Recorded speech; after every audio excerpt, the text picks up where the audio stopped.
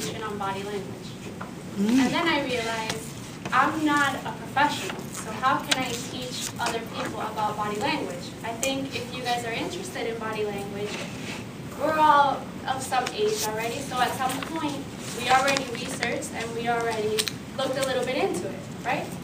Do you all kind of know a little bit about body language?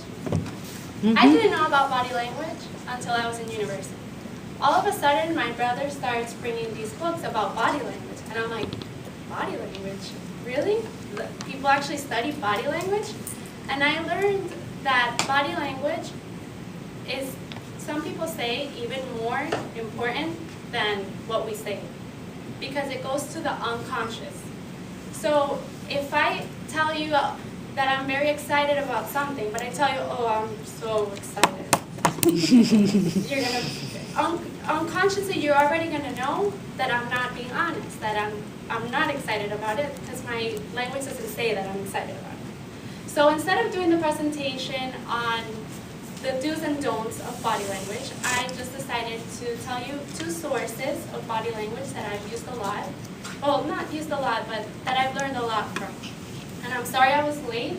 I wanted to pass these out before I got here, but if you guys can just please pass them down. So the first one is a TV series from Fox. It's called Lie to Me. And it's about this guy. Have any of you guys watched Lie to Me? One time? Mm-hmm. So I watched it on Netflix. I streamed it from Netflix. I was able to watch it through there. And it originates from this guy called Paul Ekman. And he's a very important guy, 2009 times 100 most influential people. He is one of the 100 most quoted psychologists in the world.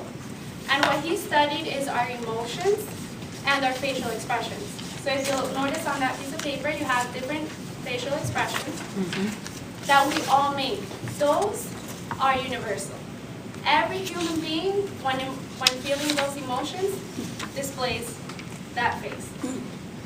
Some other faces we get from our culture. They're just taught, we learn them. But those, doesn't matter where you're from. We all pull the same muscles, do the same exact gesture. So this guy, Paul Ekman, I think is a really smart, incredible guy, made a lot of changes. He actually worked with TSA and DARPA, and in the airports, they screen for criminals, terrorists, people trying to get narcotics in when they shouldn't, anything like that.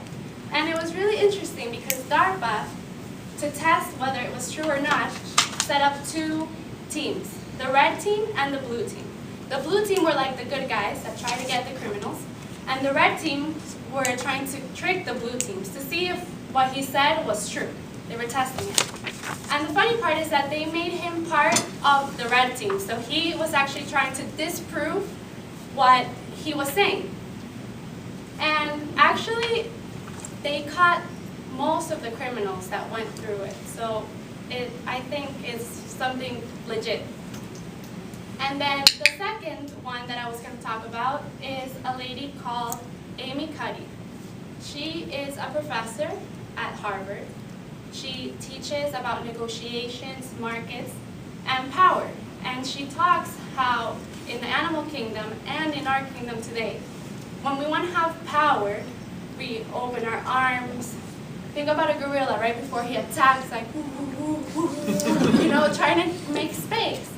And when we're powerless, we kind of go like this, try, you know, just try to get in and all that. And what she did is that she studied how our social interactions and nonverbal communication affects our hormones.